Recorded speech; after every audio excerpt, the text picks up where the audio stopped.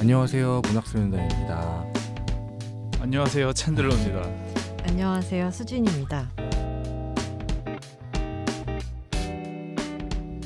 야, 이거 인사 어떻게 하는지도 까먹었네요. 정말 오랜만에 일단은 새해 복 많이 받으십시오. 저희가 2025년 첫 녹음이죠. 2025년 첫 녹음이고 몇 주 만에 하는 녹음인데 이렇게 오랜만인가요? 일단 만나서 하는 건 되게 오랜만인 건 그쵸. 맞고 몇 달 만인데 그때 파과 때. 네, 파과 때고 거의 지난번 한 방송이 그렇게 됐나요? 네, 아무튼 그쵸. 그렇습니다. 새해 복 많이 받으십시오. 오래됐네요. 네. 그리고 저희가 또 그것도 있어요. 일단 1월에 팟빵 기준으로 이달의 맞아요. 팟캐스트 아, 근데 선정이 생각보다 증가세가 네, 조금 소소해서 그러니까요. 지금 팟빵도 이제 다 됐네. 근데 그것도 그런데 지금 이 시국이 네. 이 팟캐스트나 이게 한 가지게 듣고 있는 분들이 많이 없으신 것 같기도 하고. 저도 유튜브 같은 거 잘 안 보는 것 같아요. 그쵸. 요즘에 다른 유튜브를 안 보는 것 같아요. 뉴스만 보는 것 뉴스만. 같아요. 어떤 콘텐츠를 잘 안 네, 보게 되죠. 심란하고 이러니까. 그리고 또 문학소년단 유튜브 지금 구독자 1000명이 돌파. 신경 안 쓰고 네. 있었는데 축하할 일이네요. 저희- 원래 몇이었지? 원래가 320 정도였는데 그러다 요새 공격적인 업로드를 하고 있잖아요. 저희가 그 몰아서 막 올렸거든요. 그래서 이제 최근까지 다 따라왔는데 네. 그 가파른 이제 성장세를 그쵸. 보이면서 이제 1000명을 넘었다. 이런 축하할 일입니다. 축하할 일이 있습니다. 자, 오늘의 책은 문학소년단 시즌 8의 16화 이혁진의 광인인데 제가 이 책에 찜해놓은 찜해놓은 분이 있다. 시즌 초서부터 그렇죠. 네. 언급을 해주셨죠. 네. 자, 오늘 게스트 나오셨는데 안녕하세요. 안녕하세요. 저는 보경입니다. 좀 더 자세하게 소개해 저는 주시면. 사실 그 로맨스 정의 직장 동료이고 동료 동료 선배인데 선배. 이제 그냥 동료죠 뭐. 네. 제가 수많은 분들을 이제 이렇게 뿌리고 다녔거든요. 네. 한번 나와라. 근데 드디어 이제 혹시 직장 내 밴드도 같이 하시는? 그건 아닙니다. 그건 밴드는 아니고. 아니고. 네. 저 한 1년 전에 같은 부서에 있을 때 이런 거 하는 줄 몰랐었는데 그때 처음 듣고 하면 재밌겠다 했는데 제가 근데 그 당시에는 책을 그렇게 많이 읽지 않아가지고 근데 그때 처음 들었어요. 이혁진 작가 추천을 들었는데 그때 처음 했던 게 누운배. 맞아요. 누운배를 그때 로맨스 네, 정 맞아요. 읽고 네. 이 책 좋더라 추천, 선배 이렇게 네. 추천을 해준. 그래서 그거 책을 봤는데 이렇게 소설을 쓰는 작가가 있다고 보고 재밌다 하고 사랑의 이해도 보고 하다가 광희는 제가 올해 7월에 읽었더라고요. 그거 읽고 재밌다. 그때 제가 오히려 역추천을 했죠. 광희 맞아요. 읽어봐라. 네. 재밌다. 그러다가 이렇게 왔습니다. 네. 자, 오늘의 책은 이혁진 작가의 광인입니다. 책과 작가 소개에 들어가겠습니다. 이혁진 작가는 저희가 기존에 2번이나 다뤘죠. 사랑의 이해 그리고 누운배. 사랑의 이해가 또 아주 히트를 쳤던 그렇습니다. 맞아요. 네. 다시 한번 간략하게 소개해드리면은 이혁진 작가는 1980년생이고요. 그리고 경제학을 전공하고 잡지사 기자를 하다가 조선소 경영기획팀에 다니다가 다시 작가가 된 특이한 케이스죠. 그래서 이 직장인의 생활을 잘 알고 있기 때문에 월급 스릴러의 대가다 이렇게 불린다고 합니다. 그리고 오늘 작품은 이혁진 작가의 광인인데요. 2023년 11월에 출간이 됐고 이혁진 작가의 4번째 장편 소설입니다. 이혁진 작가가 이렇게 얘기했는데 지금껏 쓴 작품들 중 가장 잘 쓰고 싶었고 가장 마음에 드는 작품이라고 자평을 했다고 합니다. 그러니까 자기가 봐도 만족한다. 사실 그 작가들이 이렇게 자기 자신이 쓴 걸 보고 나 좀 잘했다 이렇게 얘기하긴 쉽지 않은데 이것마저 이혁진스러운 것 같아요. 자평하는 게. 그렇죠. 내가 좀 잘했다 네. 이런 생각을 갖고 있는 작품인데 이게 무려 680쪽입니다. 이 엄청나게 두꺼운 소설인데 작가는 이 분량을 줄일 고민은 안 했다고 해요. 그래서 두껍지만 두꺼운 줄 모르고 읽게 되는 소설을 쓰고 싶었다고 합니다. 과연 그랬을지 이따가 어떻게 읽었는지에서 얘기 나눠보면 좋을 것 같고 내용은 위스키를 만드는 여자 하진 그리고 그녀를 사랑하는 두 남자 음악가 준현 그리고 회사원 혜원의 이 삼각관계를 중심으로 펼쳐지는 이야기입니다. 줄거리를 좀 자세하게 설명드릴게요. 주식 투자로 큰 돈을 벌고 회사에서도 꽤 좋은 위치에 있는 아주 경제적으로 성공한 인물이 있습니다. 소위 그 잘 나가는 회사원인데 혜원이 있습니다. 여자 이름이지만 남자. 네.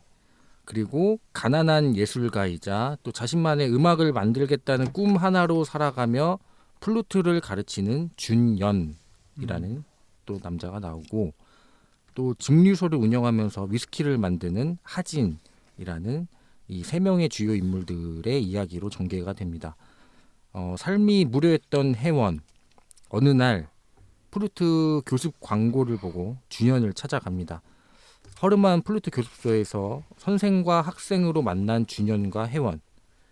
근데 이제 막 둘 다 이제 나이가 젊은 나이는 아니에요. 40대에 접어든 또 솔로라는 공통점도 있고 또 음악과 또 위스키에 대한 취향을 공유하면서 서로 금세 각별한 친구 사이가 됩니다. 그러나 이제 이 둘이 잘 지내고 있는데 준현의 친구이자 첫눈에 혜원의 마음으로 들어온 하진이라는 여자가 등장을 하게 됐는데 이 하진은 준현의 오랜 친구로 음악으로 유학까지 갔다 왔지만 가업인 복숭아 위스키 제조를 물려받습니다. 그리고 한국에서 자신만의 위스키 브랜드를 만들겠다는 꿈을 가지고 있습니다. 그래서 혜원은 이런 당차고 재능 있는 하진을 보고 처음 본 순간 사랑에 빠지게 됩니다. 이렇게 셋이 함께하는 시간이 많아지면서 혜원은 점점 하진에게 사랑을 느끼게 되고 또 동시에 하진과 친한 남사친 준현에게 어쩔 수 없는 질투심을 갖게 됩니다. 왜냐면 둘은 더 막역한 사이니까. 그러니까요. 어렸을 때부터 봐왔고 이러니까 서로 둘만 하는 얘기들도 있고 또 가족이랑도 또 친하고 그리고 막 그쵸. 네 그렇게 됩니다. 이게 또 은근히 남자가 이렇게 봤을 때 이 사람도 이 사람을 좋아하는구나. 그러니까 준현도 하진을 좋아하는구나. 약간 이런 눈치도 채게 되는데 그리고 처음엔 좀 오해도 하죠. 이미 사귀는 사이 그런 아니야? 관계일 것이다. 그쵸. 뭐 오늘 가서 잘게. 뭐 너네 집에서 내가 가서 잔다. 뭐 이런 얘기들도 그러니까 우연찮게 들리고 이러니까. 네, 그렇게 되죠. 하지만 이제 혜원은 하진에게 뭔가 다른 사람과는 다른 큰 사랑을 느끼게 되고 결국 고백을 했는데 성공을 하게 됩니다. 그래서 둘은 연인이 되게 되는데 준현은 이를 뭔가 아무렇지도 않게 축하해주고 이전처럼 셋이서 이제 친하게 지내게 됩니다.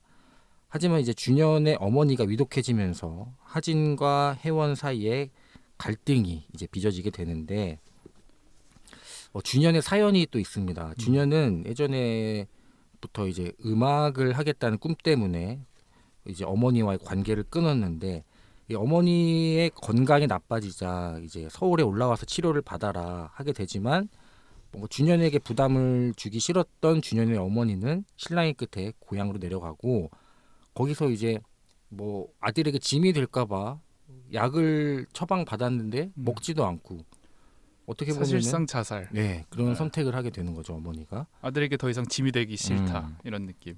그래서 준현은 이제 어머니를 방치했다는 것에 대한 아주 큰 죄책감에 시달리고 삶의 의욕을 잃습니다. 그러니까 죄책감도 죄책감인데 분노도 분명히 있고. 그렇죠. 엄마는 왜 나한테? 게다가 이제 그 돌아가신 그 상황에서 유서 같은 건 하나도 없고 마지막까지 진짜 자식 괴로우라고 이러는 것처럼 너 이 돈 다 받아서 너가 너 써라. 써 이런 느낌으로 하니까 그러니까 분노도 있고 그렇다고 마냥 진짜 분노를 하기에는 사실 이건 또 왜곡됐지만 사랑이기도 하고 그렇죠. 평생 이 너무 얽히고 설켜가지고 저 사람은 나 때문에 희생하고 난 그것 때문에 괴롭고 이것 때문에 이제 미칠 지경이 된 거죠 준현도. 네. 이렇게 삶의 의욕을 잃게 된 준현. 또 이게 친구로서 하진은 이 상태를 보고만 있을 수 없었어요. 그래서 막 하진이 준현을 엄청나게 챙깁니다. 거기에 또 혜원 눈 돌아가죠. 그렇죠. 이거는 눈이 돌아갈 만해. 네, 아주 환장을 하는데 또 이렇게 하진이 또 얘기하면 혜원은 그래 내가 뭐 좀 져주자 포기하자 이런 식으로 관계가 진행되다가 아주 방점을 찍는 사건이 있죠. 원래 준현이 이제 난 다 놓고 좀 자유롭게 살래 나 베를린 가서 살래라고 이제 인생 혜원 현타가 세게 와서 네 이제 그렇게 하려고 했는데 베를린 간다던 준현 어쩌다 보니 하진의 양조장에서 단 둘이 일을 하게 됩니다. 이게 혜원 입장에서 더 미치는 것은 뭐냐면 혜원이 지금 서울에 있는 느낌이고 양조장이 또 서울에 있기는 어려우니까 그쵸. 강원도 시골 한 골짜기에 아버지가 세워놨다던 양조장이 있는데 그것 때문에 이미 롱디로서 너무 애틋하고 맞아요. 힘겹게 사랑하고 있는데 거기에 지금 둘이서 숙식을 같이 해결해가며 단둘이 거기서 일을 한다고? 그렇죠. 그 영상까지 만들잖아요. 그쵸, 뭐 연주하는 올리고, 영상. 그 댓글에 커플이에요 네. 물어보고 서로 뭐 사랑하는 사이냐 뭐 이런 댓글 달리니까 혜원의 눈이 돌아갑니다. 그만큼 이제 뭐 불안감도 커지게 되고 그러다 보니 점점 미쳐가면서 나중에 이제 망상까지 갖게 되는 거죠. 둘이 분명히 뭔가 했을 거다. 이런 그로 인해 이제 이성을 잃게 된 혜원. 결국 이 하진의 목숨과도 같은 이 아버지가 물려준 양조장을 불태워버릴 이런 계획을 세우게 됩니다. 이 하진의 모든 것이 양조장을 잃게 되면은 자신의 아버지와 그 혜원이 새로 지은 공장형 양조장에서 다시 시작하게 되고 나에게 온전히 의지하겠다 이렇게 생각을 했기 때문이죠. 하지만 이 혜원의 방화가 대형 산불로 이어지고 하진은 진짜 뭐 집도 잃고 양조장도 잃고 다 잃게 돼요. 그 준현까지 이제 준현과 함께 이제 둘만 남은 거죠. 사람만 남은 거죠. 이렇게 힘든 상황에서 하진은 이제 기댈 곳이 혜원밖에 없으니까 혜원과 결국 결혼을 하게 됩니다. 하지만 결혼을 하긴 했지만 거의 뭐 껍데기만 남은 하진. 이런 하진의 모습을 보면서 혜원은 내가 저지른 이 방화에 대한 범죄에 대한 큰 죄책감을 가지면서 또 한편으로는 뭔가 한 번 더 다른 데다 질러보고 싶은 이런 미친 광인이 되어버립니다. 그러던 중 준현이 혜원이 방화범이라는 사실을 알게 되고 혜원을 부릅니다. 그래서 혜원은 이제 똥줄이 타죠. 준현이 일을 하진한테 말하면은 이제 다 끝나버리게 되니까.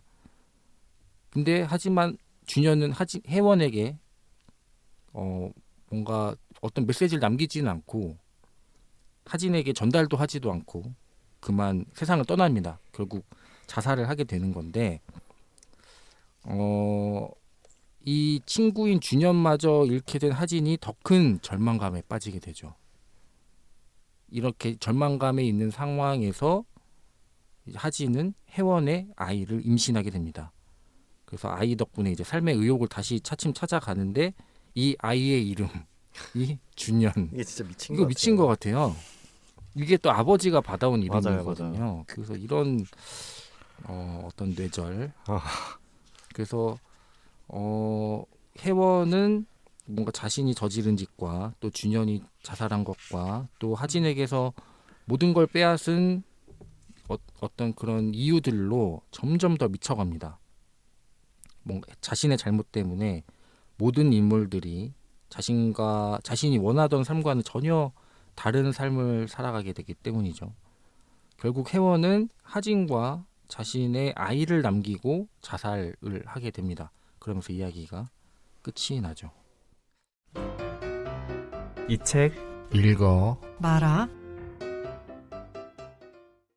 네, 이 책 읽어마라 코너입니다. 오늘의 읽어야 하는 이유는 누구신가요?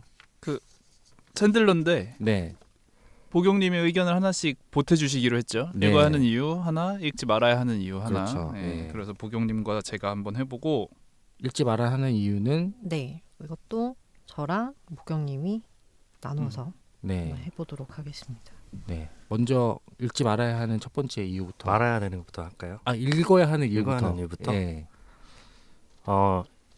이 책이 특히 초반에 혜원과 하진이 만났을 때 그 불꽃이 튈 때 저도 너무 이입이 되더라고요. 그래서 만약에 한 10년, 20년 뒤에 내가 결혼한 사람과 어떻게 사랑을 했었지? 라는 기억이 희미해질 때 이 책을 읽으면 좋지 않을까 그런 생각을 했어요. 그래서 내가 사랑을 미쳤을 때 그 나의 감정이 그 기억이 흐릿해진다면 한번 읽어보는 것도 좋을 것 같다.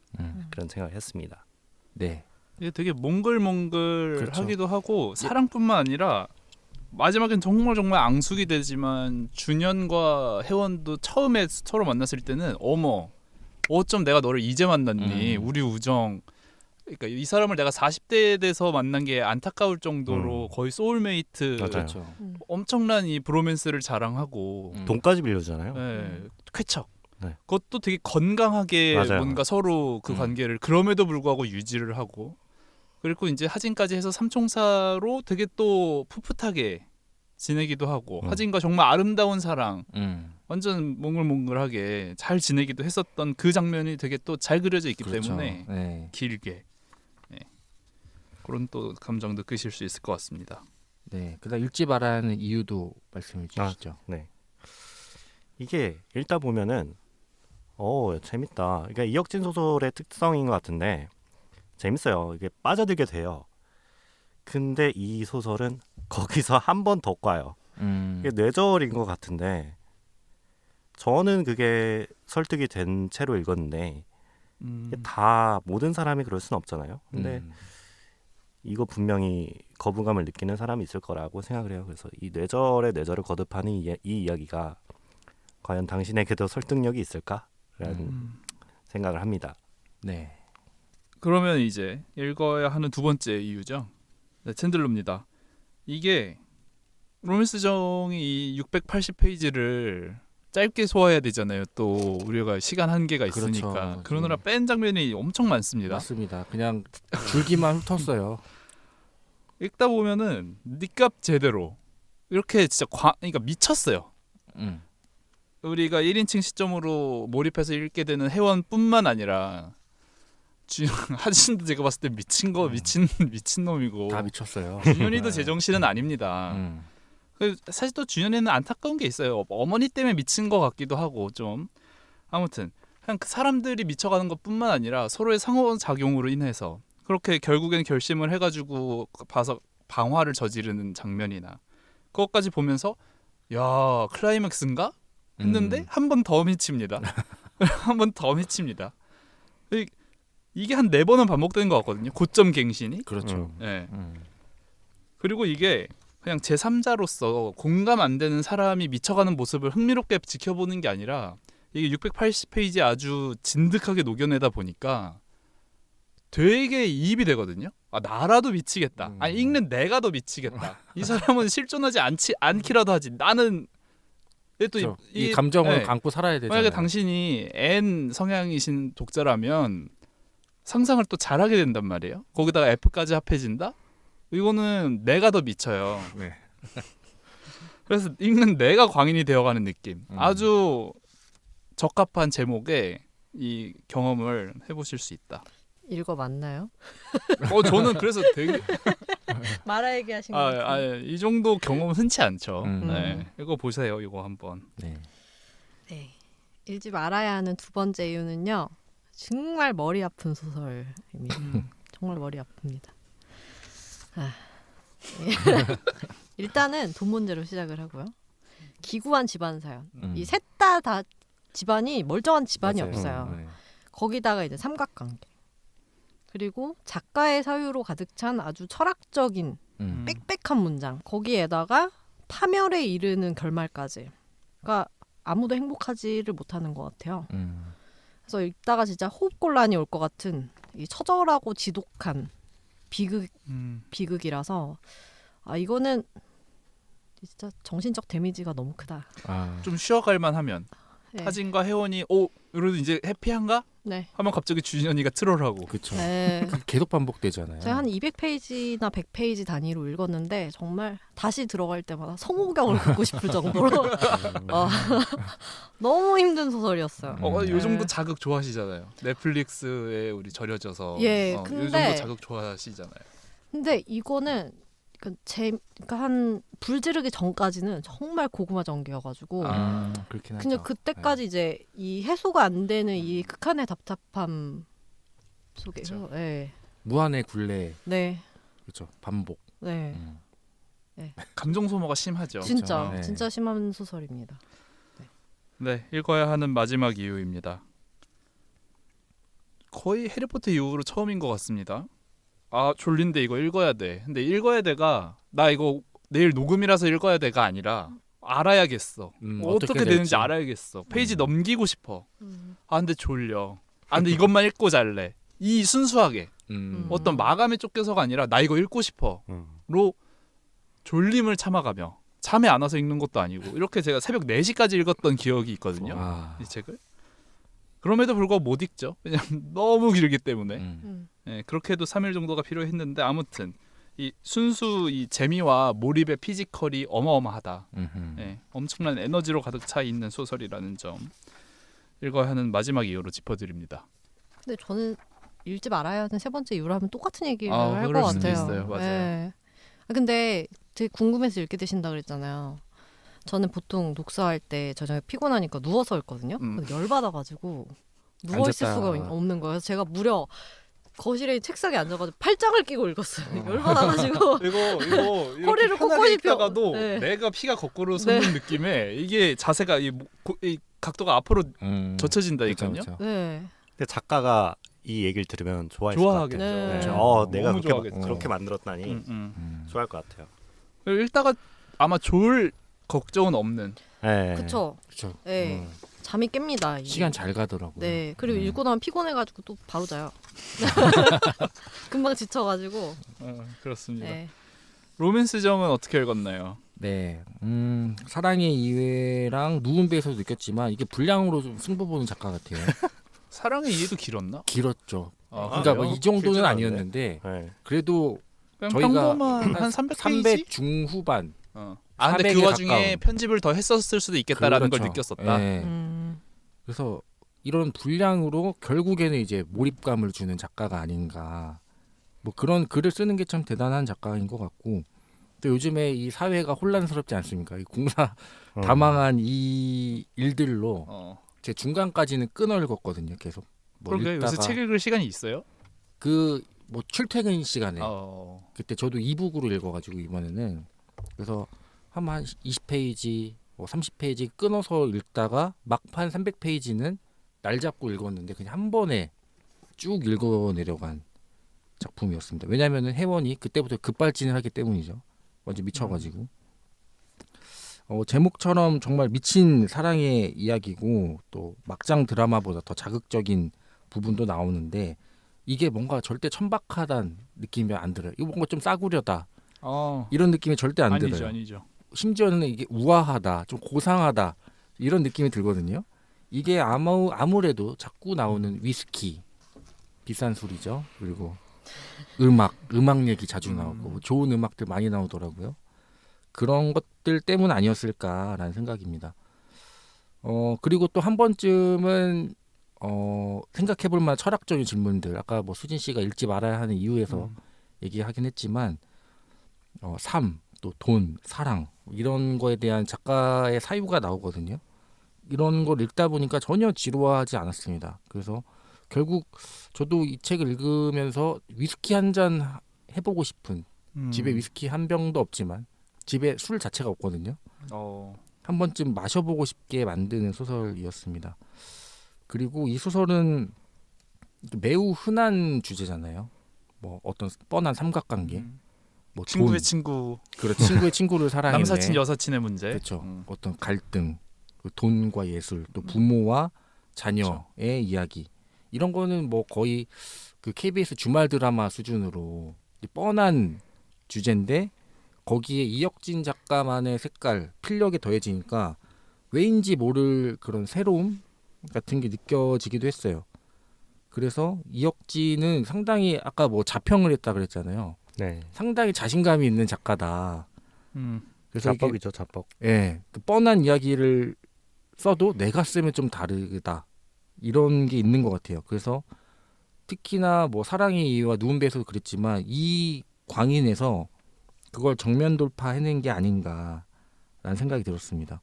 특히 그 삼각관계에서 고민하는 혜원의 그 솔직한 내면 묘사도 그렇고 또 그 특히 그 하진에게 찌질하게 보이고 싶지 않으면서 뭔가 자기 이득을 취하려고 하면서 또 모성애를 자극하면서 뭔가 그 시프피스러운 그런 망설이는 부분들이 참 압권이었고 결국에는 이런 내용들을 읽다 보면 혜원이 좀 과하다는 생각도 들면서 또 이해가 되는 그런 세밀한 심리 묘사가 아주 훌륭했던 작품이었습니다. 다만 아쉬웠던 점은 이 혜원의 편지를 받은 그 하진의 반응, 이게 마지막 부분이죠. 이후의 상황이 좀 상세하게 그려지지 않은 게 좀 아쉽더라고요. 이 방아쇠 땡기고 이제 혜원이 이제 총으로 자살을 하는데 대체 그 이후? 예, 그 이후 하진은 어떻게 됐을까? 좀 이게 더 궁금하더라고요. 그거 썼으면 오히려 좀 재미가 없었을까요? 시시해졌을 것 같기도 한데. 근데 이혁진 작가는 구구절절 쓰는 거 좋아하니까 이거는 왜 빼뜨렸을까? 그러면 약간 상상하건대 에필로그처럼. 에필로그처럼 네. 살짝 좀 아, 빠지는. 예. 그러니까 거기서도 하진도 팍 해가지고 더 미친 모습 그런 느낌은 그쵸. 아니고. 공장에 불 지르고 끝난다거나. 이럴 거면 다 죽자. 네, 이렇게 되지 않았을까 했는데 저는 에필로그가 없이 딱 끝나버리더라고요. 그게 좀 아쉬웠고. 근데 이 소설에 가장 미친 사람은 저기 혜원이기 때문에 혜원이 사라진 순간 이어갈 필요가 없다고 생각을 해요. 그럴 수도 네. 있겠네요. 아니 이래서 작가가 더 미친 놈 같은 건 뭐냐면은 이 두꺼운 책에 678페이지에 끝나고 그냥 끝이에요. 그쵸, 더 작가의 페이지도 말 없어요. 이런 것도 없죠. 작가의 말도 없고 에필로그도 없고 그냥 바로 뭐 이걸 뭐라 그러죠? 그냥 뭐 1판 1세 뭐 그쵸, 요거 소스, 인덱스라고 해야 되나 뭐 인덱스가 요런 있죠. 거 하고 한 장 정도 있고 그냥 끝. 음. 그냥 진짜 이야기로만 채웠다. 그러니까 꽉꽉 채우긴 와, 했는데 이것도 진짜 제가 미친 볼 때 이 것 사람은 같았습니다. 쌉티입니다. 쌉티. 지필이 끝난 소회 이런 거 쓸 사람이 아니에요. 네, 사실을 기반으로 얘기하는 사람인 것 같아요. 보면. 네. 저 성격이 T스러운 부분이 많죠. 네, 그런 소회 같은 건 자기 혼자 생각하면 된다 이렇게 느끼실 것 같은데. 네, 무튼 뭐 초반부 전개가 좀 다소 느리게 진행되죠. 반복되는 게 그런 게 좀 몰입에 방해가 된 부분도 있고 또 인물들 간의 그 다툼의 요소 이런 게 반복적으로 묘사되는 부분도 있고 또 위스키와 음악에 대해서 잘 모르는데 너무 이렇게 과도하게 무슨 뭐 뭐뭐식 직류기 뭐 나오는데 뭔지도 하나도 모르겠더라고요. 작가의 관심사인 것 같아요. 네, 그래서 그런 것들 이런 게 이제 어떻게 보면은 이 작품의 분위기를 살리는 데는 기여했지만 조금 과하지 않았나 이런 생각도 있었고 그런 부분이 나오니까 저는 이렇게 대각선으로 읽게 되더라고요. 이 부분은 내가 줄거리 진행에 그치. 하나도 도움이 안 되겠구나. 이게 맞아. 예, 그런 게 있어서 좀 지루하게 느껴지는 부분도 있었습니다. 근데 저는 위스키를 좀 좋아하거든요. 네. 그래서 이 위스키 이 맛의 묘사가 너무 디테일해서 이거 거의 교과서인데 이거 이렇게 무슨 위스키를 먹고 이렇게 표현해야 된다. 뭐 첫 향은 뭐고 네. 중간에 뭐고 네네. 뭐로 피니시다. 그게 너무 디테일해서 전 오히려 좋았다. 이게 제가 이 소설을 좋아하는 부분 중 하나인 것 같아요. 그러면 이어서 보경님 네. 어떻게 읽었나요? 저는 일단 방금 말했듯이 위스키가 애초에 표지죠? 표지에 있죠. 뭔가 했어요 처음에. 네, 위스키예요. 이게 온더락인가요? 온더락입니다. 이게 얼음이 있는지 모르겠는데 아무튼 재밌었어요. 술에 대한 얘기로 처음에 시작했을 때 재밌었고 일단 책 제목이 광인인데 세 사람 다 미쳐 있잖아요. 근데 저 주요 서술자인 혜원의 시점에서 보는 얘기가 저는 너무 재밌었어요. 그냥 그 무라카미 하루쿠의 소설을 보듯이 그냥 철저히 남성주의적으로 계속 이렇게 이야기를 이끌어가는 점이 재밌었고 근데 어떻게 보면 준현을 만난 건 본인의 의지잖아요. 혜원이 나 좀 삶이 무료해. 좀 뭐 새로운 악기나 걸 배워볼까? 배워볼까? 악기나 배워볼까 해서 준현을 만났어요. 그거는 본인의 의지인데 하진을 만난 건 전혀 본인의 의지가 아니죠. 그냥 준현의 친구니까 우연히 만났는데 그것마저 너무 그냥 뭔가 소설스럽다. 근데 그 때문에 혜원이 더 미치는 거죠. 이게 자기가 의도하지 않았고 이런 사람이 이런 여자가 있는 줄 몰랐는데 만났으니까 거기서부터 더 재밌어지는 것 같아요. 그래서 아까도 말했지만 사랑이 스파크가 튈 때 그리고 막 안절부절 못할 때 저도 너무 재밌었고 제가 사랑하던 때가 떠올랐고 그리고 막 질투할 때 그런데 너무 재밌었던 것 같아요. 그리고 혜원은 T예요. 네, 본인의 T죠. 주변의 상황을 본인이 통제해야 되는 사람이에요. 철저히. 근데 이제 하진이 어쨌든 롱디니까 거리가 멀죠. 자신이 컨트롤할 수 있는 부분이 있죠. 근데 거기에 준현이 가버리니까 더 미쳐버리는 거죠. 그래서 그 와중에 혜원은 그 아버지를 끌어들여서 위스키 사업을 확장시킬 생각을 하고 그런 과정에서 본인의 뜻대로 안 되는 모습을 보았을 때 와 이거를 그 증류소를 불태우기까지 하잖아요. 그 점에서 와 이거 진짜 끝까지 가는구나 작가가. 근데 그 부분이 저는 이제 근데 설득이 됐어요. 왜냐면 설득이 너무 네, 되죠. 전 됐어요. 왜냐면 이 찌질한 혜원의 입장에 저도 이제 동화가 돼버렸거든요. 아니 보면 그렇게 찌질하지도 않아요. 누구라도 이럴 것 같지 않아요? 계열받죠. 혹시 그러니까 들으시는 분 여기서 잠깐 생략된 설명을 해드리자면은 자, 안 그래도 눈엣가시처럼 뭐 처음부터 눈엣가시는 아니었습니다. 그냥 이 사람만 멀쩡하다면. 근데 이제 준현에게 되게 비극적인 일들이 발생하고 그것까지 정말 친구로서 너무 위로해 줄 수 있는데 첫 번째가 이제 장례식 끝나고 셋이서 술을 마시다가 다치죠. 혼자 이제 너무 열받아서 유리잔을 내려쳤다가 이제 다치고 지금 너무 취했고 병원에서 응급치료 받고 이 사람을 내가 혼자 둘 수 없다. 혜원이가 그래. 하진이가 얘기를 합니다. 네. 나 오늘 준현 옆에 한 명은 있어야 될 것 같아. 내가 있어줄게. 둘이 사귀고 있는데 혜원이랑 하진이가. 그러니까요. 일단 거기서부터 제정신은 아닌데 뭐 그럴 수 있죠. 그럴 수 있어요. 참고로 말씀드리면 하진과 준현 정말 아무 사이가 아니었고 그리고 혜원도 처음에는 첫 번째에는 오케이. 처음에는 당연히 반발하지만 하룻밤이 지나고 나니까 그래 그게 다 무슨 소용이니. 왜냐면 이들은 이미 20대가 아니잖아요. 40대잖아요. 어느 정도 성숙한 그래 오케이. 그러고 나서 뭐 미안해 서로도 미안하다고 사과까지 하고 화해 같은 걸 했지만 그렇게 이제 장례가 끝나고 나니까 별 일도 없었는데 오늘은 장례가 끝난 날이니까 내가 또 있어줘야 될 것 같아. 나 오늘은 준현이를 혼자 두고 싶지 않아라고 하진이가 얘기를 합니다. 한번 돌죠. 하지만 또 어떡해요. 뭐 이런 게 다 저주는 아까 누군가가 그랬는데 저주는 느낌으로 혜원이가 그러던데 이미 눈엣가시 우리는 이미 롱디로서 서로 보지도 못하는데 자 이런 상황에서 그래 준현이가 이제 현타 그건 마음 아픈 일이지만 한때 엄청난 우정을 나눴던 동료 친구로서 아픈 일이지만 어디였죠? 독일인가?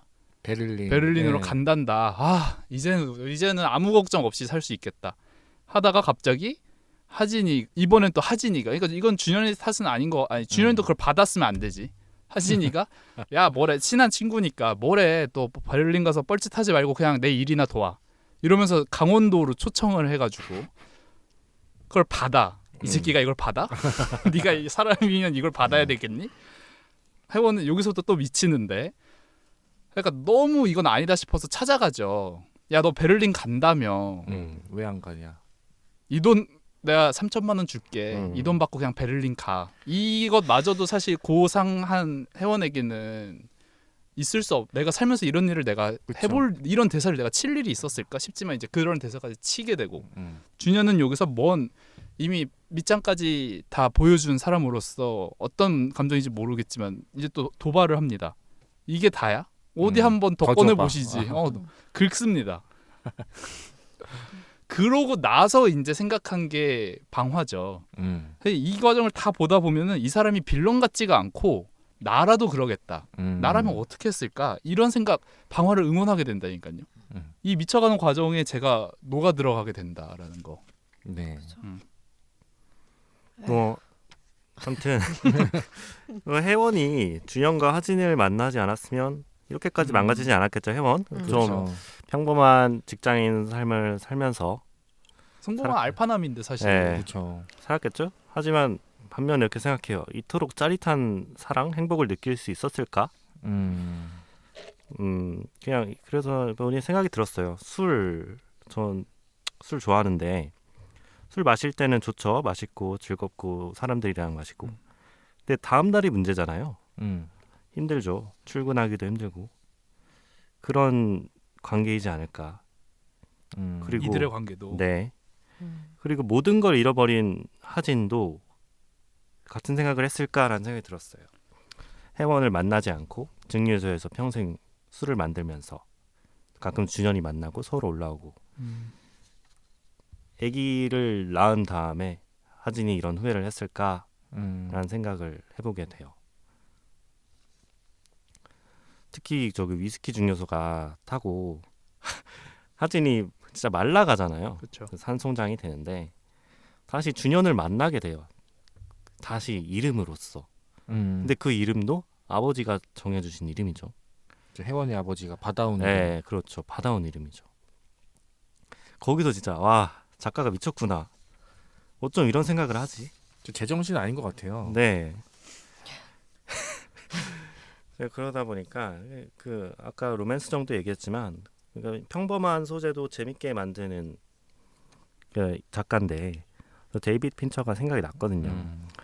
옛날 데이비드 핀처가 소셜 네트워크 그 페이스북 그 창립하는 과정을 담은 영화를 봤을 때 진짜 평범한 얘기인데 그걸 진짜 재밌게 만들었단 말이죠. 그 누운배 사랑 얘기를 연달아 성공시킨 이혁진 작가가 진짜 자기 폼 제대로 올라왔고 자기 실력을 제대로 보여주고 싶었던 것 같아요. 어쩌면 이 이야기를 평생 담아왔던 것 같고 한번 제대로 때가 됐을 때 보여주자라고 생각을 했던 것 같은데 진짜 광인의 시점에서 이야기를 풀어나왔고 뇌절이지만 저는 그래도 설득이 됐어요. 억지스럽지 않았고 네 그랬습니다. 네, 뭐 좀 다른 얘기지만 이 다음에 쓴 작품 작년에 출간한 단단하고 녹슬지 않은이란 작품은 비슷하게 진짜 평범한 소재로 썼는데 좀 지루했어요. 네. 실패인가요? 좀 실패작이라고 생각을 합니다. 자만했네요. 네. 네. 바로 결론이 나오네. 그래서 폼이 좋다고. 1초 만에 결론을 내려버렸습니다. 네, 그래서 생각을 해봤습니다. 이 소설을 위스키에 비유한다면 어떤 위스키가 어울릴까? 어쩌면 첫 맛은 하진의 복숭아 위스키처럼 달지만 이게 점차 이게 소설의 중반부로 갈수록 얘기가 진해져요. 그래서 점차 높은 도수로 코가 찡해지고 마지막엔 씁쓸하죠. 그래서 끝에는 피트와 스모키의 쓴맛이 올라왔다고 할 수 있는데 이런 복합적인 맛을 찾는다면 쉐리 피트 위스키 중에 골라야 할 듯한데 저도 전문가 아니지만 이미 충분히 전문가죠. 피트는 저속성일수록 이게 피트가 너무 세져서 쓴맛이 강해지거든요. 그렇다면 어느 정도 고숙성인 위스키로 가야 될 것 같은데 비용과 접근성, 맛의 균형을 생각했을 때 스프링뱅크 15라는 위스키가 이 소설에 어울리는 위스키라고 생각이 듭니다. 이따가 또 위스키 얘기를 한번 제대로 들어보도록 하죠. 예. 예. 그다음 수진 씨는 어떻게 읽으셨나요? 예. 오늘따라 지쳐 아니 보이는데. 너무 지치네. 근데 이거 읽는 내내 너무 힘이 없었던 것 같아요. 기가 쪽쪽 빨리는 것 같아요. 원래 요새는 힘이 있었으나 책 때문에 아니면 아니 요새 그냥 이번 힘들기도 주에 힘든. 특강 시작하면서 또 이번 주에도 특강. 바빴거든요. 출근도 일찍 하고 그래가지고 이제 정신적인 에너지가 남아있지 않은 상태에서 이제 틈틈이 읽다 보니까 그랬던 것 같습니다. 제가 느끼기에는 다른 소설하고 비교를 했을 때 외적인 상황 묘사가 거의 없어요. 특히 자연에 대해서. 제가 아주 자연 만족할 만한 부분이네요. 무쇠 아닙니까? 제가 자연 무쇠. 제가 아주 좋았죠. 네, 아, 그런 거 그렇죠. 싫어하시잖아요. 아 네. 그렇구나. 흐르는 네. 강물처럼 이런 거. 제가 그런 거 힘들었는데. 좋아하거든요. 근데 일부 파트를 빼면은 거의 그랬고, 그래서 이야기 자체가 오직 인물의 독백과 대사로만 굴러갑니다. 그것도 굉장히 길어요. 호흡이. 그래서 이야기가 빈틈없이 진짜 답답하리만치 빽빽한 작가의 생각들로 가득 채워져 있고, 이게 다 엄청 진지한 얘기예요. 그리고 제가 느끼는 건데, 이혁진의 소설은 언제나 돈 문제가 시작입니다. 이 돈. 이거는 돈이 없다. 이거는 로또를 맞지 않는 이상은 절대로 해결될 수 없는 문제라고 생각을 하거든요. 그래서 우리의 삶이 돈과 뗄 수 없는 처절함 속에 있다는 이 작가의 깊은 기저심리가 항상 작품 속의 세계의 베이스가 되는 것 같다는 생각이 들었어요. 또 경제학 전공이라 그런 것 같아요. 그런 것 같아요. 네. 네. 그래서 어쩐지 이야기를 듣기 시작할 때부터 벌써 깊은 패배감이 뭔가 드는 것 같은. 거기에 이제 주식, 사업, 위스키, 음악 이거를 이제 같이 굴려가면서 이야기가 불어나는데, 또 아까 말씀드렸다시피 세 주인공 모두 아주 기구한 집안 사정을 가진 인물들이고, 거기에 이제 불현듯 교통사고처럼 찾아온 인생의 사랑과 러브스토리의 클래식이라고 할 수 있는 삼각관계, 이게 펼쳐집니다. 이러니까 주인공이 안 미칩니까? 예, 미치겠죠? 그래서 진짜 머리 아픈 소설이었고, 예, 그래서 사랑의 이해와 누운배에서도 느끼지만은 이혁진의 소설 속 세계는 정말 숨이 막힙니다. 그래서 특히나 초반 150에서 200페이지쯤 와서, 그래, 여기서 이 둘이 사귀어도 분명히 뒤에 가서 뒤지게 싸운다, 그러라고 생각했는데 진짜 그러더라고요.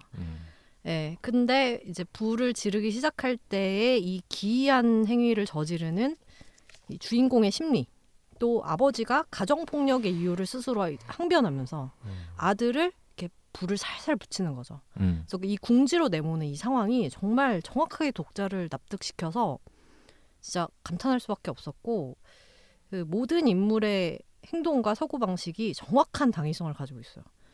예.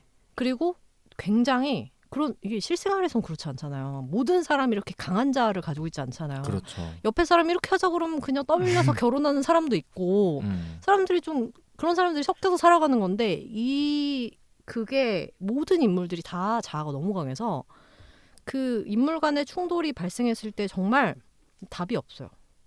타협의 여지가. 네, 타협의 여지가 없어요. 자아가 죽어야 강해. 끝나는 네, 거죠. 묻어가는 사람이 하나도 없기 때문에 그래서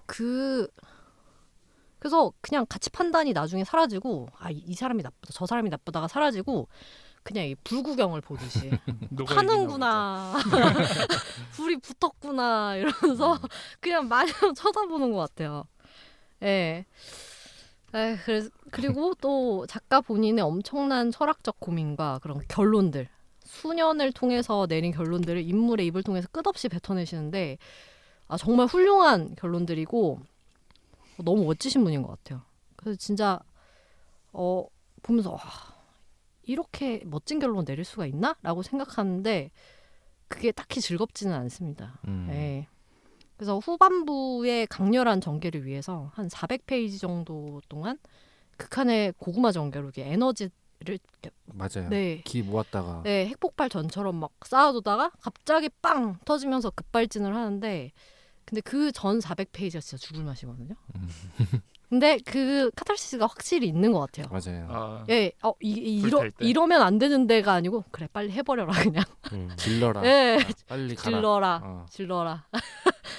그런 마음이 되는 것 같아요. 그래서 정말 걸작이기는 한데 모르겠어요. 꼭 읽어야 할까? 한 번쯤은 읽어볼 것 같은데 저는 두 번째 읽었는데 다시 읽으라고 그러면은 네. 쉽지 않아요. 네. 네.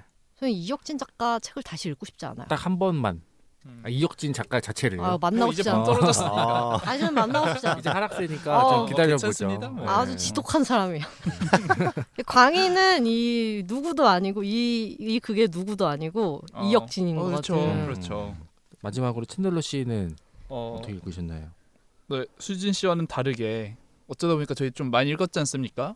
저 세 번째죠. 이혁진 문학소년단에서 많이 읽었는데 저는 아직 아까 보경님이 얘기하신 신작 네. 그거는 읽지 않았던 네. 사람으로서 아직까지는 읽을 때마다 실패는 없구나. 이혁진 거 읽으면 그래도 녹음 자체가 실패는 없네. 그 경험 자체가 예를 들면 우리가 이건 안 되겠다. 뭐 이런 판단까지는 이제 안 가잖아요. 그런 신뢰는 쌓였으나 어디 가서 나 이혁진 소설 좋아해라고 말할 일까지는 없었던 그런 작품들이었습니다만 확실히 이 작품은 뭔가를 성취해내지 않았나. 그러니까 작가도 만족해했던 거고 그것이 자만이었던 것 같긴 하지만 아무튼 그렇습니다. 이 책에 관해서라면 언제나 두 가지를 언급하게 되는데 등장인물들이 미쳤고 분량이 미쳤죠. 몇 번이나 많이 얘기했지만 겁나 긴데 겁나 재밌고 맞아요. 겁나 재밌는데 겁나 기네. 이 두 가지의 연속. 덕분에 말씀드렸다시피 의무감에서가 아니라 순수 흥미로서 졸린데 책 더 읽다 자야겠다. 이게 많은 분들에게도 가능한 작품이지 않을까 싶습니다.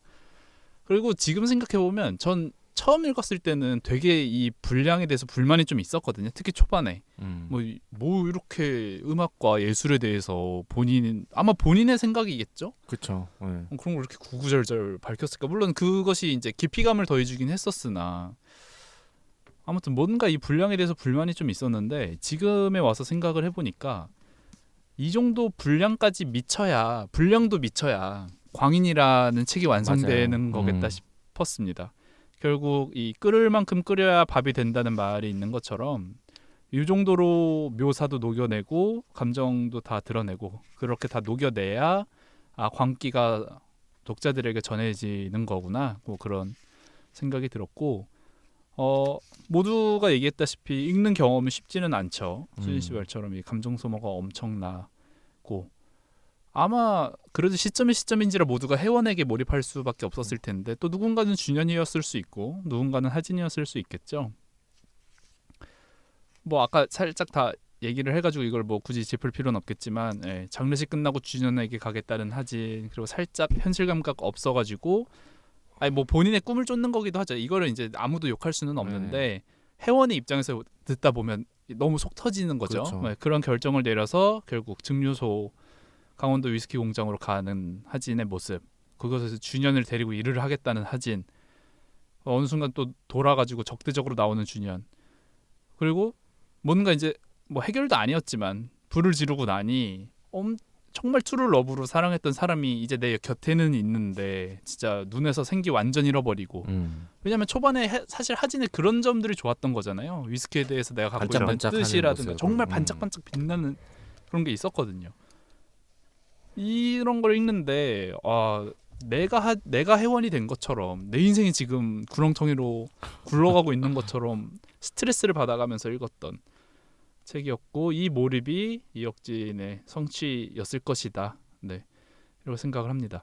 에너지가 넘치면서도 로맨스적인 천박하지 않았다라고 얘기했던 것처럼 저도 이게 전혀 투박하다고 느껴지지 않았고 스타일리시했고 그러면서도 현실적이고 너무나도 확실한 마스터피스였다.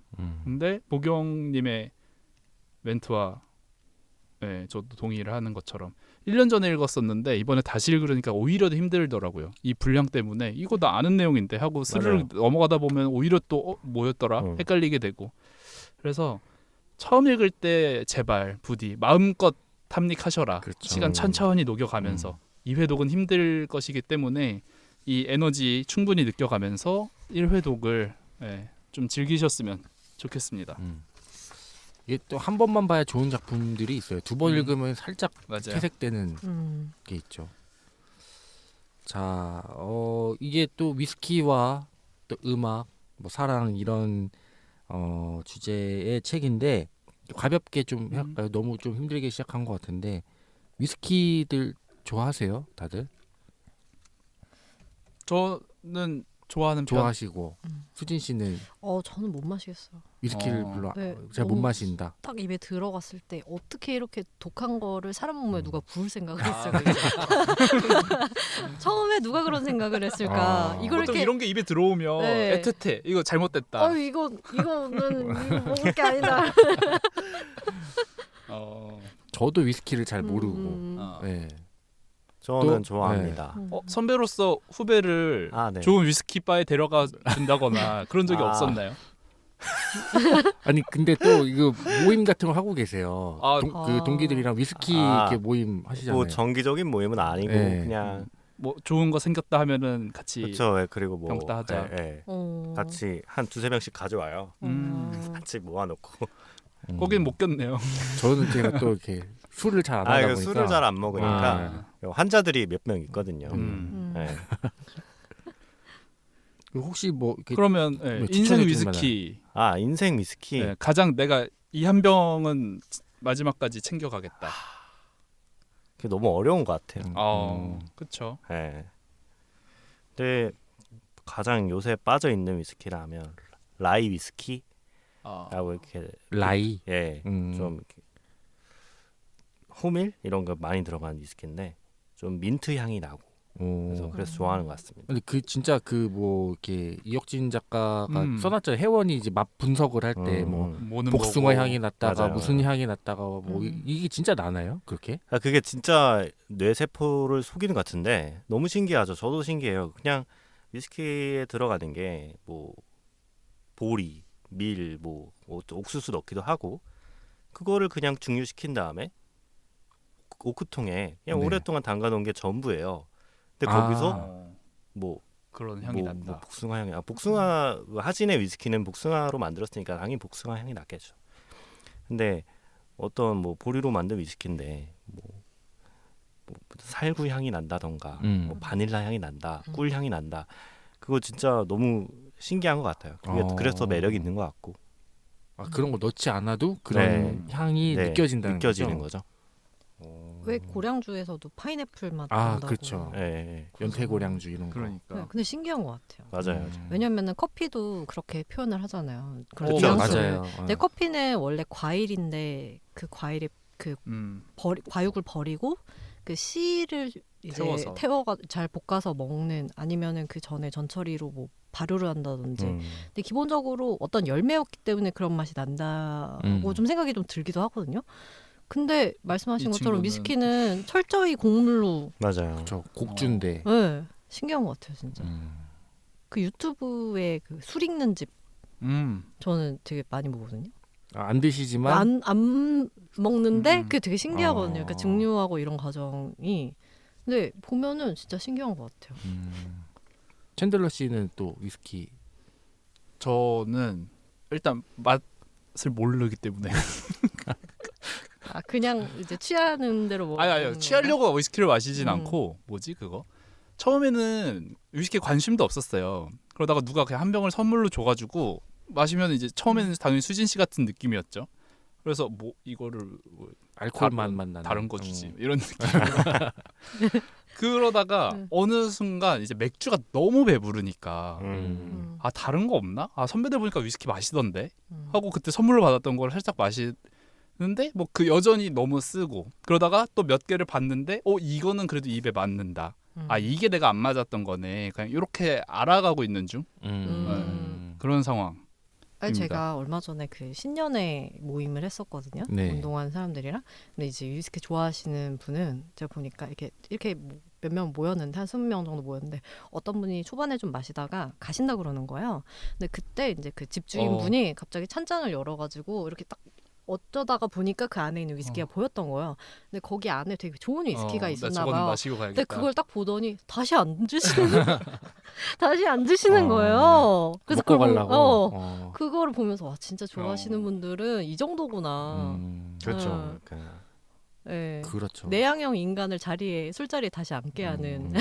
그 뭐 발렌타인 이런 것도 위스키인가요? 그렇죠. 그리고 그냥 미적으로 좋아요. 그쵸. 집에 몇 병 이렇게 있으면 높이 다 어. 달라가지고 색깔도 조금씩 다 다르고 그쵸. 병도 예쁜 디자인도 마다 다 다르고 이래가지고 사진은 또 병 디자인에 소질이 없었던 것 같은데. 그렇죠. 자 그리고 이 얘기도 해봤습니다. 이거는 뭐 이해할 수 있는 사람이 얼마나 되겠나. 하지만 내가 회원이라면 내가 회원이에요. 아니 뭐 현실 세계라고 치고 이런 준현과 하진의. 하진의 관계 이해할 수 있나요? 이해가 되나요? 이런 관계? 제가 거기까지, 어느 진짜 정도 답을 정해놓고 말씀드린 것 같긴 하지만 100번 양보해서 네. 장례식 끝나가지고 두 번째로 첫 번째는 오케이 회원도 이해를 했죠 그건. 게다가 이게 지금 20대가 아니니까. 그렇죠. 40대니까. 첫 밤이 그랬고 두 번째도 그래 장례식이 끝났고 어머니가 이제 그죠. 돌아가셨으니까. 큰 상실감이 있을 그리고 테니. 둘의 우정의 역사를 내가 알진 못하니까. 그리고 둘이 원래 오리지널이었고 친구였고 거기까지. 근데 이거 내 중류소로 초청을 해? 와. 독일 간다는 사람을 붙잡고 이거는 진짜 선 넘었죠. 거기서는 저도 좀 돌 것 용납할 같아요. 수 없다. 보경님은 저는 재우는 거 이해 못합니다. 아, 제- 내가 오늘 같이 있어줘야 네, 된다 이해 못한다. 걱정되면 내 집으로 와야지. 왜 너가 글로 가? 저는 근데 애초에 준영과 하진은 좀 오래된 관계니까 좀 처음엔 이해를 하겠죠. 근데 원래 하진의 성격은 이런 사적인 남사친 이런 관계에 좀 열려 있는 사람이고 혜원은 좀 집착을 하는 사람이고 저는 이해가 좀 어려울 것 같습니다. 네. 수진 씨는 저는 여기 진짜 여기 읽을 때 그 거기서 자고 간다고 그 실랑이를 하잖아요. 네. 그 밑에 주차장에서. 그래서 진짜 끄면 아유 헤어져. 헤어져. 진짜 둘은 네. 진짜. 근데 웬만한 사람은 이해가 불가능할 것 같아요. 그렇죠. 그쵸. 이게 어떻게 그렇게 돼? 그런 이게 시죠. 마음이 없으면 되죠. 네. 근데 마음이 이렇게 큰데 어떻게 어디까지 그게 돼요? 가느냐. 제가 회원이면은 거기 그 문간방에 그 뭐죠? 그 신발장에서 자더라도 거기 같이 누워 있었을 것 같아요. 그렇죠. 같이 가자. 응. 같이 갔겠죠. 그래. 같이 그런데, 가는 건 또 반대. 그렇죠. 그러면은 준현이 오히려 다 꺼져. 그럴 라고 할 수도 것이다. 있다. 맞아요. 나만 그렇게 그냥 나오죠. 갈게. 꺼지라고 하던 말든 거기 신발장에 누워야죠. 그래 일단 가보자. 어. 나도 한번 들어가 볼게. 야, 나도 걱정된다. 야. 근데 어. 이해 안 로맨스는 되죠. 거기서부터. 네, 저는 애초에 그냥 애초에? 네, 어. 안 됩니다. 그냥 저도 이럴 거면은 야 그냥 너 가서 살아라 이럴 것 같아요. 거기서 바로 네. 야 됐다. 그럴 됐다. 거면 그냥 헤어져. 가라 음. 그냥. 하진이 정말 혜원을 생각한다면 그러면 안 됐죠. 그쵸. 저는 그렇게 생각합니다. 그래요. 근데 이게 하진도 워낙 미쳤어. 다들 캐릭터다 보니까 네. 하진은 이렇게만 하게 되고 그러니까 아까 네. 수진 씨가 말씀하신 것처럼 이제 불구경하듯이 네. 얘네 또 싸우네. 네. 타협이 여지가 없겠구나. 네. 결국 혜원이 져주고. 그러니까 그래서 잘 썼다고 생각하는 건 이쯤 되면 하진이 너무 뭔가 어떤 롤을 수행하는 회원 미치게 하는 그냥 그런 역할이네라고 느껴질 법도 한데 그러진 않고 정말 나를 미치게 하는 어떤 여친 같은 느낌? 네. 실제로 이런 사람이 있을 것만 같은 네. 느낌이어서 네. 저는 있을 어. 것만 같아요, 정말. 정말로 네. 이거는 싸울 수밖에 없는 상황이고. 그렇죠. 일부러 지금 싸우는 거 보라고 작가가 이렇게 쓴 것 같아요. 근데 이 작가님이 그 사랑에 의해서도 그렇고 그런 것 같아요. 이런 상황을 잘 만들어요. 보면은. 맞아요. 딱 싸울 수밖에 없는 상황. 그래 BTS가. 도대체 어떤 사랑을 했던 사람이길래 그러니까 결혼했나요? 이혁진 작가는? 정보가 찾아볼까요? 없는 것 같아요. 안 한 것 같기도 하고. 모르겠어요. 자, 그러면 이 좀 문학적인 얘기를 해볼까요? 저희가 또 위스키 얘기를 했는데 이 위스키가 상징하는 바가 분명 있을 거거든요. 이 표지에도 예를 들면 이게 와인이었을 수도 있는데 그렇죠. 왜 어. 하필 위스키로 뭐 작가가 좋아해서 그런 걸 수도 있지만 문학적으로도 위스키가 어떤 의미가 의미를 있을까? 가지고 있을 거라고 생각이 드는데 표지에도 썼으니까 어떤 그런 생각을 한번 해보면 좋을 것 같아요. 위스키가 상징하는 건 어떤 의미일까? 일단 도수가 높은 술이어야 될 거는 같아요. 그래야 미치니까. 이 제정신이 안 에너지가 되니까. 담기는 거는 와인은 좀 안 어울리죠. 그렇죠. 네. 어떤 파괴력이 없달까? 빼갈 이것도 있잖아요. 빼갈은 좀 좀 싸구려인가요? 아버지의 뜻을 받아서 나는 복숭아 맛이 나는 빼갈을 꼭 만들 거야는 좀 그러니까 위스키가 딱 그 포지션인 것 같아요. 빼갈 우리가 이제 그쪽은 너무 뭔가 그렇게 안 취급을 해서 그런지 그쵸. 뭐 이것도 편견일 수는 있는데 술이 이제 막 뭐랄까 예술의 영역으로 흐를 수도 있고 분위기로 흐를 수도 있고 즐거움으로 흐를 수 있고 맛으로 흐를 수 있는 그걸 잘 타는 게 조금 위스키가 아닐까. 그런 생각도 들고 뭐 고도수로 가면 다 그렇겠지만 일단 되게 톡 쏘거나 쓴 느낌을 받을 때가 있잖아요. 고도수로 가면 특히 이제 위스키가 좀 더 그런 것 같고 와인을 마시면서는 어떤 그런 쏨은 느끼지 못하는데 확실히 위스키 고도수에는 그런 게 있으니까 일단 그런 느낌으로 가자면 위스키가 맞지 않았을까. 보경님은 혹시 어떻게 생각하세요?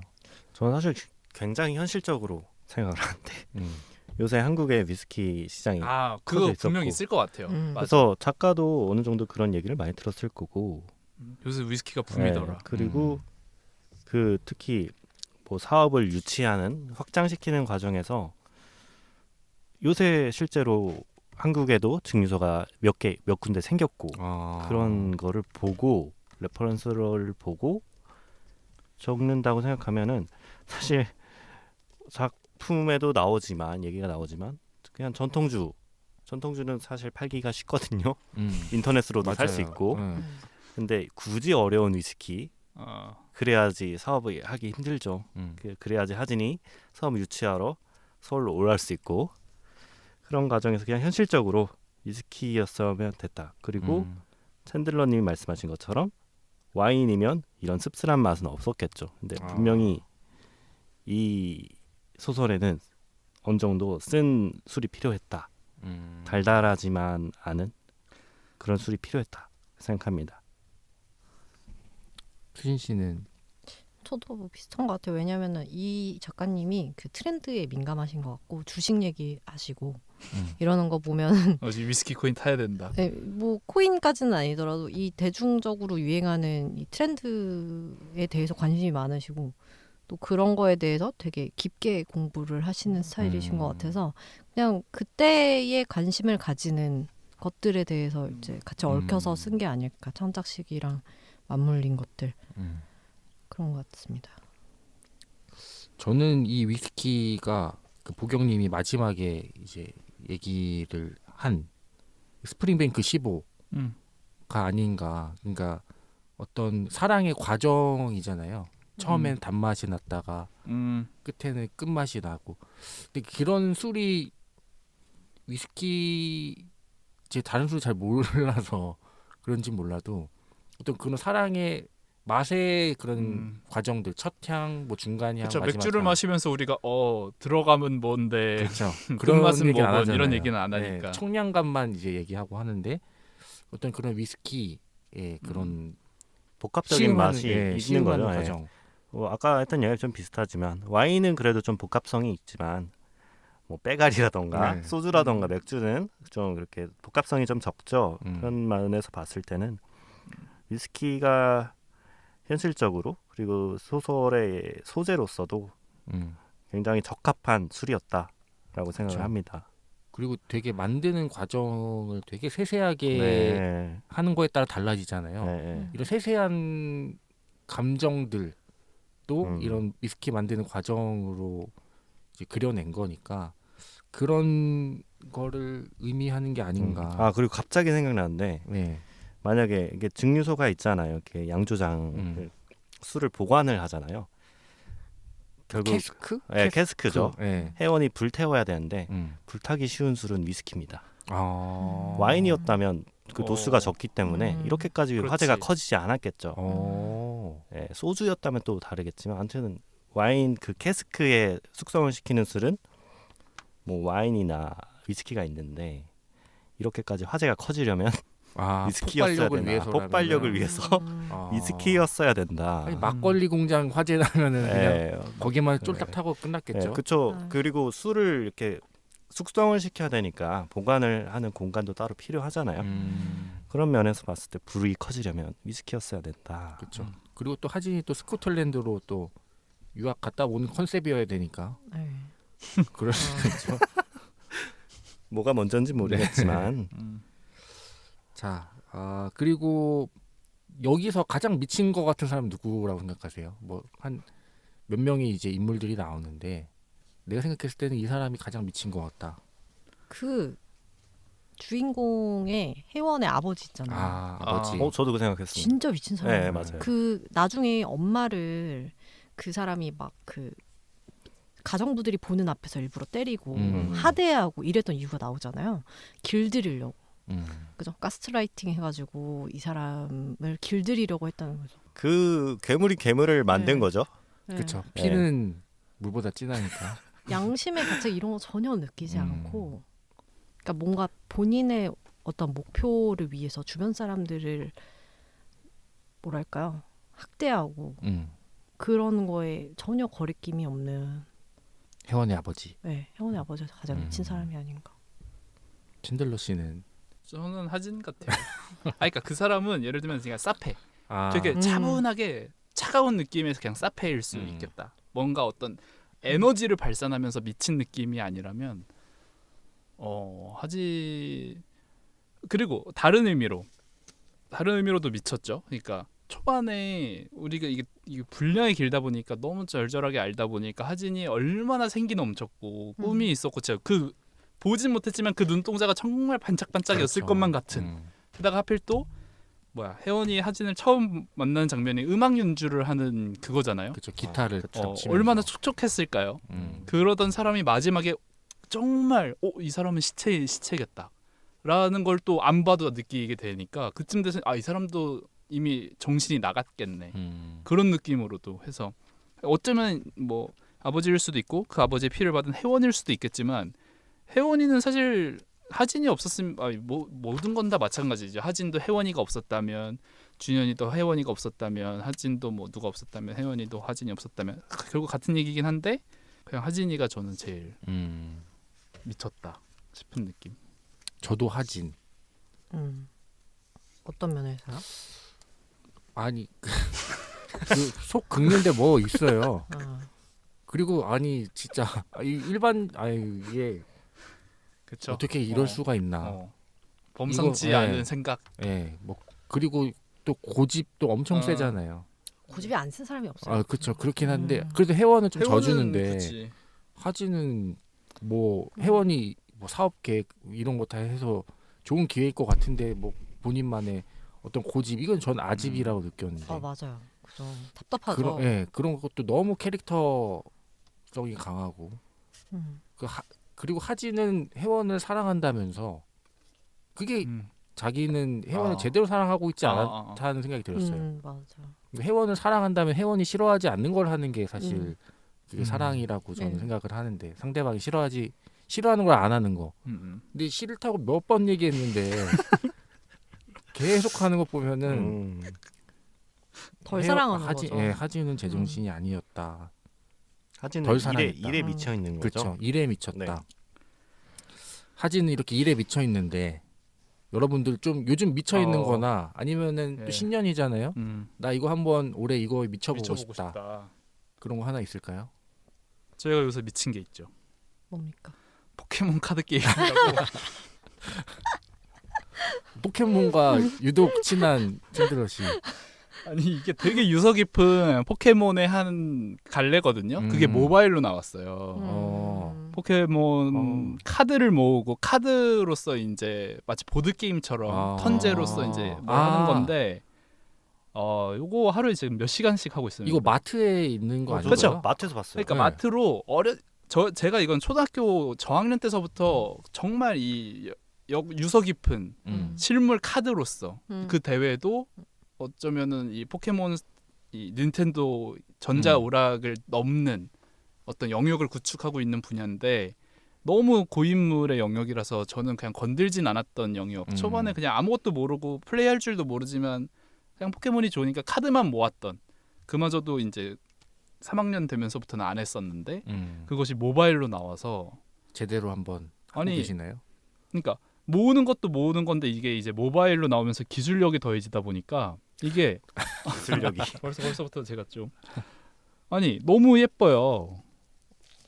세레비라는 포켓몬도 네, 있네요. 세비라는 포켓몬이 막 이런 오, 이런 효과까지 더해지면서 이런 것들을 이제 모으는 맛과 이 예쁜 카드들을 보는 맛에 요새 아주 정신 못 차리고 있습니다. 이거 보세요. 피존 2네요. 네. 미쳐 있습니다. 수진 씨가 한번 미쳐보고 싶은 거. 저요. 글쎄요. 미쳐보고 싶은 건 없는 것 같아요. 요즘은 운동을 열심히 하고 있는. 네. 크로스핏. 네. 어제도 그래가지고 팔이 안 올라가가지고 팔이 안 올라가서 너무 열심히 책 했더니 읽는 거에 좀 고생하셨겠네요. 네, 팔이 안 올라가가지고 그래가지고 이렇게 누워서 이렇게 있다가 너무 안 되겠어가지고 열받아가지고 팔짱을 끼고 이렇게 앉아가지고 한숨 쉬면서 읽었는데 그렇게 격한 운동을 하면 네. 나의 어떤 에너지가 그쪽으로 해소되는 느낌인가요? 아니면 에너지가 그쪽에서부터 쌓여오는 느낌인가요? 저는 그런 것 같아요. 아무 생각이 없어지는 게 좋은 것 같아요. 좀 해소 네. 느낌인가? 그냥 해소라는 생각이 아 스트레스 해소도 아니고 나중에 생각이 드는 건데 그냥 해소가 된다 막 이런 느낌이 아니고 하다가 보면 어느새 아무 생각이 없어지는 게 있는 것 같아요. 조금 생각이 나도 모르게 정리가 좀 되고 그 생각을 굳이 하지 않아도 결론이 나는 것 같아요. 몇 시간 지나고 나면은. 네. 운동. 그래서 좀 따뜻해지면은 러닝도 한번 해볼까. 요즘 살이 너무 쪄가지고 저 방금 놀랐어요. 이렇게 밑에 대본을 보는데 여기 볼살이 여기 이렇게 걸리네요. 치아에 볼살이 걸려가지고 좀 놀랐어요. 항상 걸리는 저로서는 또 이거 러닝하면 또 여기 러닝 보경님이 열심히 하시나요? 또 완주를 했거든요. 마라톤? 코스를 작년에 진짜요? 마라톤 첫 완주를 했습니다. 이야, 얼마나 걸리셨어요? 5시간. 5시간 걸리셨어요? 저 그냥 와. 커트라인 딱. 그래도 그 완주를 한 거 자체가 그러니까요. 말이 안 저는 되죠. 그 보면서 느꼈거든요. 인간의 몸이 42kg를 찔 수 있게 설계가 된 몸일까 과연? 처음에 그것을 한 그리스 병사는 죽었죠? 그리고 그 전쟁통이었잖아요. 그러니까. 그건 그런데 몸에 좋지 않습니다. 하지 마세요. 하프까지는 괜찮은 것 같아요. 하프까지. 아. 21kg인가요 하프면은? 네. 보경님, 네. 뭐 3kg만 뛰어도 숨이 깔짝깔짝 그쵸. 넘어가는데 대단하십니다. 그 명언 있죠. 이 하프 마라톤을 편하게 뛰려면 마라톤을 평소에 뛰면 되고 마라톤을 편하게 뛰려면 평소에 100km를 뛰면 된다. 100kg. 그런 사람들이 있어요. 있어요. 네. 뭐 울트라 마라톤 네, 그런 그런 거죠. 네. 보더콜린가요? 울트라 마라톤도 미친 사람들의 영역이겠다. 그렇죠. 그건 맞아요. 더 진짜 미친 사람. 그렇죠. 뭐 러너스 하이라고도 하니까. 네. 보경님이 좀 미쳐보고 싶은 거나 미쳐 있는 거는? 저는 작년에 저도 게임 얘기를 하자면 패럴드 아시죠? 에? 펠월드. 패럴드. 네. 그렇죠. 제가 작년인가 벌써 그게 재작년인가 했을 때 정말 제가 미쳤거든요. 평생 안 하던 지각을 회사에 지각도 하고 그것 때문에 너무... 밤새서 하느라. 네, 그리고 출근을 해야 되는데 그거 하느라고 아침에 일어나서도 하고 싶고 막 그랬는데 그때 저 느꼈어요. 내가 이 나이가 돼서 뭔가 미친다는 게 굉장히 소중한 경험이구나. 맞아. 그 전까지는 그렇게까지 미친 적이 없었던 것 같거든요. 물론 어렸을 땐 있겠지만 이 뭔가 게임에 이렇게 미쳐 보니까 이 미친 경험이 소중하다. 소중하죠. 네. 맞아요. 뭔가 그거 생각만 하고 그래서 저는 뭔가 저를 미치게 만드는 게 생겼으면 좋겠다라고 생각을 해요. 아직 뭔가 미쳐보고 싶다는 생각 없습니다. 로맨스 정은 저도 요즘에 시국 때문에 미치나요? 그것도 그런데 이제는 좀 관망하게 되더라고요. 이제는 좀 이렇게 한 발짝 뒤에서 보게 되고 그리고 개인적으로 이제 소잃고 외양간 고치는 전문가로서 외양간 저는 이제 또 달리기를 좀 해볼까. 달리기를. 네. 운동? 네, 운동 원래도 좀 했잖아요. 원래 격투기를 그치. 했었는데 제가 이제 이사를 가게 되면서 그 도장과 헤어지게 됐어요. 이사했어요? 이사했어요. 어디로요? 원래 저희 능곡 쪽으로. 지금 이사를 완료했. 지금 능곡이에요. 네, 능곡이 어디죠? 저기 그 일산 쪽. 일산 쪽. 대곡 행신. GTX A로 핫한 곳이죠. 그쪽으로 이제 이사를 했는데 그러다 보니까 이제 뭐 도장은 그쪽에 없어가지고 이제 뭘 할까 하다가 이제 달리기를 한번 해볼까 제대로 해볼까 하고 있고 또 요즘 저는 아침부터 저녁까지 란이거든요. 반려견. 네. 귀여워요. 저는 걔만 보고 있으면은 어떻게 막 그 파괴 본능이라 애가 깨물고 싶고 너무 귀여워. 그렇죠. 막 깨물고 싶고 애를 뭐 내가 그냥 다 먹어버리고 싶고 막 그런 생각이 들 정도로 막 그렇죠. 너무 귀여우면 사람을 미치게 하는구나. 네, 딱 그런 게 있는데 걔가 딱 그렇거든요. 그래서 라니만 보면 행복합니다. 라니에게 이미 미쳐 계신 것 같은데요. 네, 라니가 너무 귀여워요. 그렇습니다. 책, 갈, 피,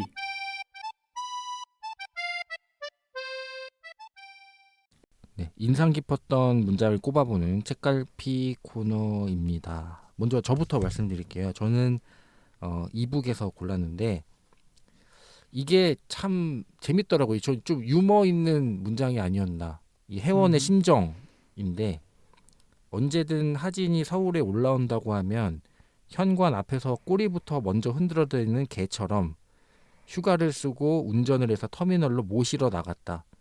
배려 자판기, 응원 자판기, 믿음 자판기였던 나. 새벽에 어두컴컴한 길가에 혼자 켜져서 하진을 기다리고 기다리던 외롭고 서글픈 자판기, 사랑의 자판기. 이게 혜원의 심정이죠.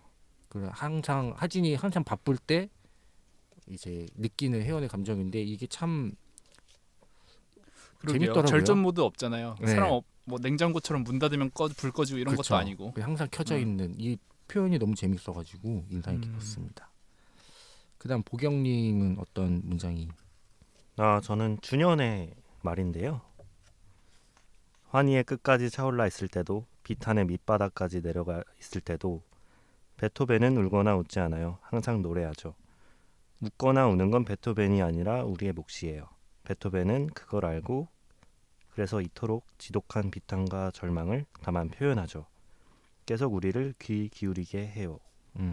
이게 준현이 새로 레슨을 하는 실을. 장소에서 거기서 말했던 멘트인데 그냥 너무 멋있었어요. 그냥 사실 그냥 교회가 깊은 것 같아요. 작가가 네. 음악에 대해서. 우리가 결국 작가가 하고 싶은 말이었었던 것 같은데 그걸 또 준현이 말하게 하고 준현은 좀 어쨌든 이 세 사람 중에 가장 덜 미쳐 있다고 생각을 하는데 그렇습니다. 네, 그렇습니다. 그다음 챈들러 씨는요? 네, 233쪽이고요. 하진이 자신의 아버지가 만든 증류소에서 그곳을 찬양하는 멘트입니다. 그래서 여기가 아름다운 거야. 정말 계속해서 할 수 있게. 지칠 수는 있어도 질리지는 않게 안배해 놨거든. 이게 포인트인 것 같습니다. 지칠 수는 있어도 질리지만 않으면 뭐든 오래 할 수 있고 꾸준히 미쳐 있을 수 있는 단기 그걸로 끝나지 않고 질리는 게 그렇죠. 그렇죠. 지치는 건 괜찮아요. 질리지만 않으면 되는 거구나. 이 책도 살짝 그런 느낌이 있었습니다. 읽다가 되게 지치죠.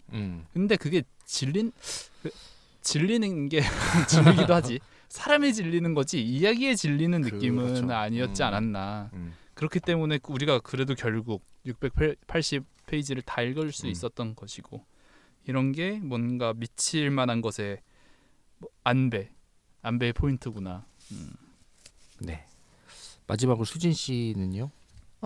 저는 사실 이북의 34%쯤에 나오는 골라봤습니다. 우리가 가장 두려워하는 건 우리가 가장 사랑하는 거니까. 네. 근데 보면은 이 혜원의 행동이 이해가 가요. 이 사람한테 휘둘리는 이유가 보면은 져주는 게 이 사람이 결코 그 고집이 덜 세서가 아니거든요. 맞아요. 네. 여기서 자기가 더 물러서지 사랑하니까? 않으면 이 사람을 놓칠 것 떠나니까. 같으니까 이 집착 때문에 이 사람한테 져주는 건데. 네. 그래서 되게 잘 보였던 것 같아요. 그 왜 이렇게 행동하는지. 그러니까. 네. 자, 마지막으로 한 줄 평과 별점을 들어보도록 하겠습니다. 먼저 보경님부터 말씀해 주시죠. 저는 일단 별점은 4점을 줬고요. 위스키를 마시고 그 맛을 표현할 단어가 생각나지 않을 때 이 책을 한 번쯤 읽어보면 좋을 것 같습니다. 뭐 아까도 말씀해드렸지만 굉장히 위스키 맛과 향에 대한 묘사가 굉장히 디테일해요. 평소에 위스키를 즐기시면서 그런 네. 메모를 하시나요? 저는 못해요 사실. 저는 그렇게까지 섬세하지는 않은 것 같아요. 그냥 직관적으로 좋다 하면 막 말치는 좋다. 이 정도. 스타일인데 너무 디테일하고 거의 책의 한 면을 채울 만큼 한 위스키의 맛을 표현한 걸 봤을 때 이거 진짜 나중에 써먹어도 되겠다라고 생각을 했습니다. 그다음 로맨스 정홍입니다. 위스키 제조보다 복잡한 게 사랑이지. 별점은 5점 만점에 4.5점입니다. 그다음 챈들러 씨는요? 네, 지칠 수는 있어도 질리지는 않는 5점 만점에 4.5점입니다. 네. 마지막으로 수진 씨는요? 아이고 머리야. 5점 만점에 3.7점입니다. 네. 그 위스키를 꼭 먹어보고 싶어졌어요. 저는 이 책을 읽고 나서 어떤 위스키를 먹어야 할지부터 모르겠지만 한번 사달라고. 네, 그러니까. 제가 사드리겠습니다.